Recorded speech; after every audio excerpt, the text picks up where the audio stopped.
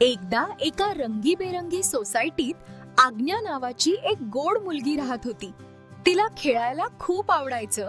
रोज संध्याकाळी ती तिच्या मैत्रिणी रिया, सिया आणि मिताली सोबत मैदानात खेळायला जायची.